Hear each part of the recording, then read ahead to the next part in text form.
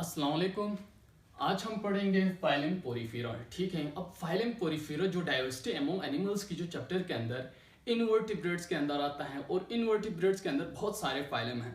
Phylum Porifera हैं, phylum Annelida हैं, phylum प्लेटीहेलमिन्थिस हैं, और फाइलम एस्किलमेंथिस जिसको फाइलम नेमाटोडा भी कहा जाता है, और मोलस्का हैं, एक आर्थ्रोपोडा है, और एकाइनोडर्मेटा।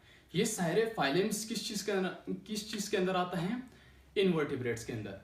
अब इनवर्टिब्रेट्स मीन वो तमाम एनिमल्स जिनके अंदर बैकबोन मौजूद नहीं हो, यानी कि जो रीढ़ की हड्डी मौजूद नहीं हो, सिंपली हम ये कह सकते हैं। अब जो वर्ल्ड के अंदर 95% जो नॉन स्पीशीज के अंदर क्या आता है? इनवर्टिब्रेट्स आता है। अब इनवर्टिब्रेट्स के डिफरेंट फाइलम है, बहुत सारे फाइलम्स हैं। अब उसमें से जो एक सबसे जो फर्स्ट जो फाइलम है, फाइलम पोरीफेरा को आज हम यहाँ पे डिस्कस करेंगे।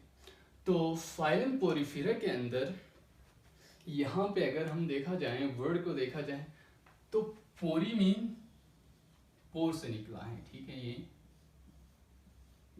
पोर। दूसरा फेरा, फेरा मीन्स बियर।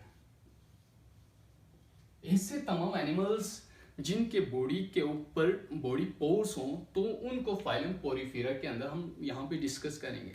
अब फाइलम पोरीफेरा के अंदर बॉडी पोर के हिसाब से अगर देखा जाए तो मेन जो जनरल क्या आता है? स्पंजिस आता है फाइलम पोरीफेरा के अंदर। अब जो general characteristics of phylum Porifera के अंदर हम एज एन एग्जांपल स्पंजिस को हम क्या करेंगे? एज एन एग्जांपल लेके जो जनरल करेक्टरिस्टिक को हम डिस्कस करेंगे। अब स्पंजिस की अगर जनरल करेक्टरिस्टिक को हम देखा जाए, स्पंजिस की, अब यहाँ पे हमने स्पंजिस की एक डायग्राम बनाया हुआ। अब यहाँ पे जो जनरल यहाँ पे जितने भी जो कैरेक्टरिस्टिक शो किया हुआ है, वो हम किसकी पढ़ेंगे? स्पंजिस की। और जो स्पंजिस किस चीज के अंदर आता है? फाइलम पोरीफेरा के अंदर आता है। ठीक हो गया। अब सबसे पहले जनरल कैरेक्टरिस्टिक्स के अंदर बात की जाए तो सेसाइल एक वर्ड यूज करते हैं स्पंजिस के लिए। सेसाइल मीन्स यानी कि जो कि मूवमेंट नहीं कर सकते, ऐसे तमाम एनिमल्स जो मूवमेंट नहीं कर सकते उनको सेसाइल कहा जाता है। और जो फाइलम पोरीफेरा के अंदर जो स्पंजिस आते हैं वो भी क्या है? सेसाइल है। ठीक है। एक होता है मोबाइल यानी कि मूवमेंट करने वाला, लेकिन एक होता है सेसाइल। जो स्पंजिस होते हैं वो क्या होते हैं? सेसाइल यानी कि मूवमेंट नहीं कर सकते। और जो जितने भी जो स्पंजिस हैं वो क्या हैं? एक्वेटिक हैं। एक्वेटिक मीन्स सारे यानी वाटर के अंदर रहने वाले। अब कुछ फ्रेश वाटर के अंदर रहता है तो कुछ मेरीन वाटर के अंदर। मेरीन मीन्स सॉल्टी वाटर, और फ्रेश वाटर मीन्स जिसके अंदर जो प्योर सॉल्ट मौजूद नहीं हो। ठीक है। कुछ मेरीन वाटर में रहता है तो कुछ फ्रेश वाटर में। ये क्या है? ये भी एक कैरेक्टरिस्टिक है स्पंजिस की। दूसरा साइज की बात की जाए, अब साइज जो स्पंजिस की साइज मिलीमीटर से लेकर यानी 1 to 2 मीटर होता है। ठीक है, 1 to 2 मीटर। स्पंजिस की जो साइज होता है वो मिलीमीटर से लेकर कहाँ थे? 1 to 2 मीटर। अब 1 मीटर के अंदर कितने फीट आते हैं? 3 फीट आते हैं। और 2 मीटर हो गया तो 6 फीट। अगर फीट में अगर आपने इसकी साइज को देखना है तो 3 to 6 फीट ये मैक्सिमम इसकी साइज हो सकती है। अब बॉडी की सिमेट्री की हिसाब से बात की जाए तो इसकी जो बॉडी होता है वो होते हैं एसिमेट्रिकल। मींस इसकी जो बॉडी की कोई सिमेट्री नहीं होता है। कुछ एनिमल्स क्या होते हैं? सिमेट्रिकल। अब सिमेट्री के अंदर रेडियल सिमेट्री वो बायलैटरल सिमेट्री वो अलग बात है, लेकिन इस जो स्पंजिस की जो बॉडी की बिल्कुल सिमेट्री ही नहीं होती। ठीक। नेक्स्ट पॉइंट हमारे पास है बॉडी लेयर। अब बॉडी लेयर की बात की जाए तो बॉडी लेयर के अंदर इनके 3 लेयर्स आते हैं। ठीक है, पिनाकोडम, मेसेनकाइम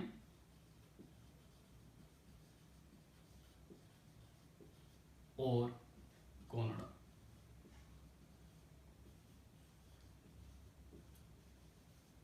ये 3 लेयर्स पाए जाते हैं किसके अंदर, स्पंजिस के अंदर। अब यहाँ पे हम जेम्स लेयर की बात नहीं कर रहे, हम जस्ट किसकी बात कर रहे हैं, यहाँ पे इनके अंदर जो बॉडी लेयर हैं उसकी बात कर रहे हैं। ठीक हो गया। अब बॉडी लेयर की हिसाब से देखा जाए तो इसकी 3 लेयर है, पिनाकोडम, मेसेंकाइम एंड कोनोडम। अब जेम्स लेयर कुछ और है और बॉडी लेयर कुछ और है। यहाँ पे जो मेसेंकाइम है वो एक जेली लाइक लेयर है जो कि किसके दरमियान पाया जाता है, पिनाकोडम और कोनोडम। ये एक ट्रू लेयर नहीं है, एक जेली लाइक स्ट्रक्चर है बिटवीन पिनाकोडम और कोनोडम। अब स्पाइक्यूल्स, अब स्पाइक्यूल की बात की जाए तो स्पाइक्यूल्स क्या होते हैं, जो स्केलेटन, ठीक है, इसकी जो मेन स्केलेटन के तौर पर जो चीज एक्ट करता है वो है स्पाइक्यूल। ठीक हो गया। अब जो स्पाइक्यूल्स हैं वो किस चीज से बने हुए होते हैं, कैल्शियम या सिलिकॉन से बने हुए। ठीक हो गया। इनके अंदर जो स्पाइक्यूल्स होते हैं जो कि उनके अंदर एज अ स्केलेटन के तौर पर काम करता है, वो किस चीज से बने हुए हैं, या तो कैल्शियम से बने हुए होते हैं या तो सिलिकॉन, इन दोनों से बने हुए होते हैं। ठीक हो गया। अब जो नेक्स्ट पॉइंट है रिप्रोडक्शन।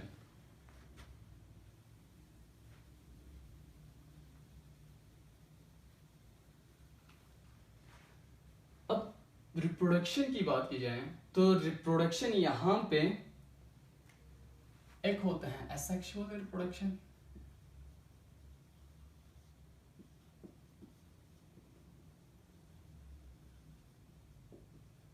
दूसरा सेक्सुअल रिप्रोडक्शन।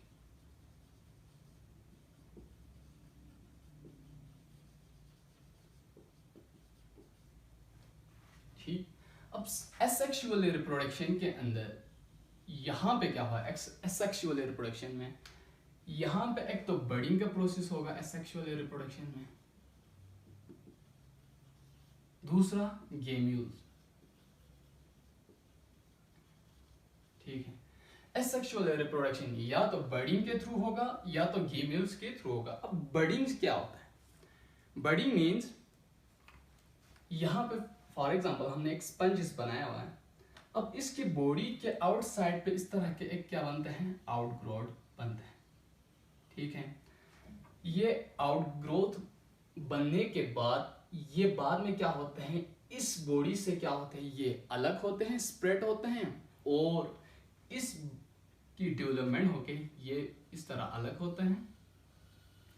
अलग होने के बाद इसकी डेवलपमेंट होके न्यू एक ऑर्गेनिज्म बनेगा, बिल्कुल इसकी तरह सेम एक न्यू ऑर्गेनिज्म बनेंगे। ठीक, ये है बर्डिंग का प्रोसेस। अब दूसरा गेम्यूल्स की बात की जाए तो गेम्यूल्स में क्या होगा, जो स्पंजेस हैं उनके बॉडी के अंदर सेल्स के मास बनना स्टार्ट होंगे। इस तरह कुछ सेल के जो मास बनना स्टार्ट होंगे, और उन सेल को क्या कहा जाता है, आर्कियोसाइट कहा जाता है। ठीक है, सेल को आर्कियोसाइट कहा जाता है, और इस पूरे मास को क्या कहा जाता है, गेम्यूल्स कहा जाता है। ठीक है, गेम्यूल। अब ये जो गेम्यूल हैं बाद में ओस्क्यूलम के थ्रू आउटसाइड आएंगे, आउटसाइड आने के बाद इसकी डेवलपमेंट होके ये भी एक क्या बनेंगे, न्यू ऑर्गेनिज्म बनेंगे। तो एसेक्सुअल रिप्रोडक्शन हमारे पास दो प्रोसेस से हुआ, एक तो बड़ी से हुआ, दूसरा गेम्यूल से। ठीक हो गया। अब यहाँ पे सेक्सुअल रिप्रोडक्शन की बात की जाए तो सेक्सुअल रिप्रोडक्शन में सिंपली जब हम सेक्सुअल रिप्रोडक्शन की बात करते हैं तो सेक्सुअल रिप्रोडक्शन में हमेशा हम दो चीजों की फ्यूजन की बात करते हैं, एक होता है स्पर्म, तो दूसरा क्या होता है, एग। इन दोनों की कॉम्बिनेशन से जब फर्टिलाइजेशन होता है ना, ये दोनों जब आपस में मिलते हैं तो उस प्रोसेस को हम फर्टिलाइजेशन कहते हैं। अब उस प्रोसेस से क्या बनेंगे, एक न्यू इंडिविजुअल या न्यू ऑर्गेनिज्म बनेंगे, तो उस प्रोसेस को हम क्या कहेंगे, सेक्सुअल रिप्रोडक्शन, जिसमें गैमेट्स इन्वॉल्व हो। ठीक। अब ये रिप्रोडक्शन की दो टाइप्स, एक है एसेक्सुअल, दूसरा सेक्सुअल रिप्रोडक्शन। ये दोनों होते हैं, ठीक है। ये वेरी करता है उसकी स्पीशीज के ऊपर। अब यहाँ पे एक वर्ड यूज किया हुआ है हर्माफ्रोडाइट। हर्माफ्रोडाइट मीन्स, हर्माफ्रोडाइट के अंदर क्या होगा, जो मेल है वो फीमेल से अलग नहीं होगा, ठीक है। वो दोनों एक ही एनिमल यानी कि एक ही ऑर्गेनिज्म के बॉडी के ऊपर, एक ही ऑर्गेनिज्म के बॉडी के ऊपर क्या होगा, मेल पार्ट भी होगा और फीमेल पार्ट भी होगा, ठीक है। एक ही ऑर्गेनिज्म के ऊपर मेल रिप्रोडक्टिव पार्ट और फीमेल रिप्रोडक्टिव पार्ट, और वहां पे गैमेट्स की फॉर्मेशन होगा, ठीक है। और वहां पे फ्यूजन का प्रोसेस होके, फर्टिलाइजेशन का प्रोसेस होके न्यू ऑर्गेनिज्म बने। अब हर्माफ्रोडाइट मीन्स एक ही बॉडी के ऊपर मेल और फीमेल रिप्रोडक्टिव पार्ट होने की जो प्रोसेस को, उस अमल को क्या कहा जाता है, हर्माफ्रोडाइट। उस कंडीशन को क्या कहा जाता है, हर्माफ्रोडाइट, ठीक। अब जो नेक्स्ट पॉइंट हमारे पास आते हैं, रीजनरेशन।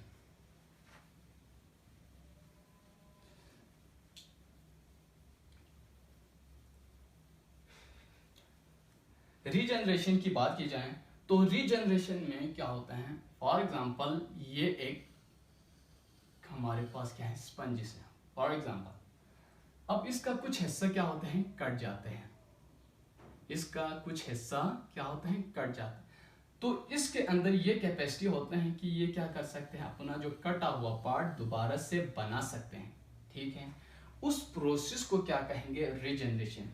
जो लॉस हुआ पार्ट है उसको दोबारा से बनाने की जो प्रोसेस को क्या कहा जाता है, रीजनरेशन, ठीक हो गया।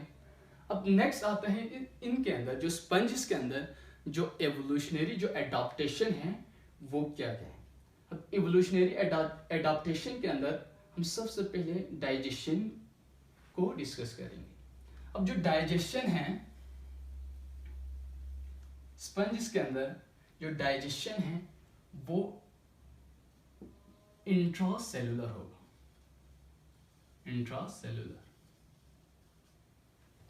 अब जो स्पंजिस के अंदर एक सेल था जिसको हमने अपने प्रीवियस लेक्चर के अंदर डिस्कस किया था, कोनोसाइट, ठीक हो गया, कोनोसाइट। अब कोनोसाइट के अंदर जो फूड वैक्यूल्स होते हैं उनके अंदर डाइजेशन का प्रोसेस होता है, ठीक है। कोनोसाइट के अंदर फूड वैक्यूल्स होते हैं, ठीक है, फूड वैक्यूल होते हैं। अब उस फूड वैक्यूल के अंदर क्या होगा, डाइजेशन का प्रोसेस होगा, इसलिए उसको क्या कहा जाता है, इंट्रासेलुलर डाइजेशन, ठीक है। इंट्रा जो डाइजेशन का प्रोसेस होगा वो विद इन द सेल होगा, ठीक। अब नेक्स्ट पॉइंट है ट्रांसपोर्टेशन। तो ट्रांसपोर्टेशन किस तरह से होगा, अब जब उसके बॉडी के अंदर हमने कहा था कि ओस्टियम के थ्रू क्या होता है, वाटर इंटर होता है।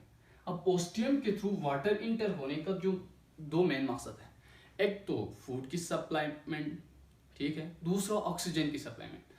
अब यहाँ पे जो ट्रांसपोर्टेशन होगा, उनकी जो सेल्स तक जो फूड पहुंचेगा या जो ऑक्सीजन पहुंचेगा वो by the process of diffusion. Diffusion की प्रोसेस से क्या होगा, इनके अंदर जो स्पंजिस के अंदर ट्रांसपोर्टेशन का प्रोसेस होगा और उस प्रोसेस से वो क्या होगा, ऑक्सीजन और फूड की इनटेक करेगा जो सेल्स। नेक्स्ट पॉइंट है एक्सक्रीशन। अब एक्सक्रीशन किसे कहा जाता है, excretion means removal of waste material from the body, ठीक है। बॉडी से आउटसाइड जो वेस्ट मटेरियल है उसकी निकालने की जो प्रोसेस को क्या कहा जाता है, एक्सक्रीशन कहा जाता है। अब एक्सक्रीशन का प्रोसेस भी किससे होगा, डिफ्यूजन से होगा।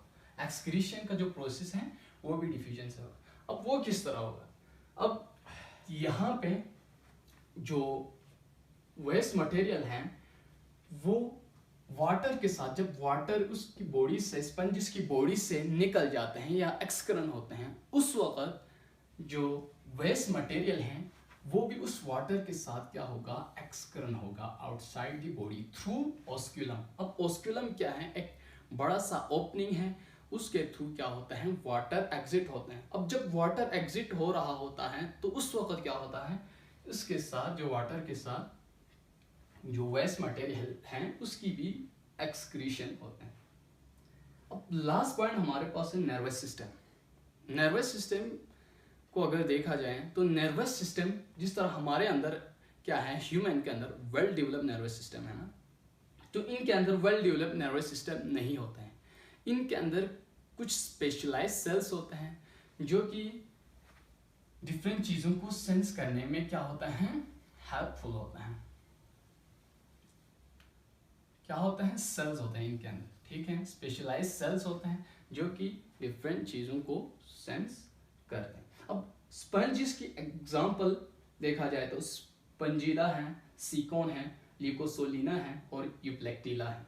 ये सारे हमारे पास किस चीज़ के एग्जांपल है, स्पंजिस के एग्जांपल। और यहाँ पे हमने जितने भी जो कैरेक्टरिस्टिक यहाँ पे डिस्कस किया वो हमने किसकी की, स्पंजिस की।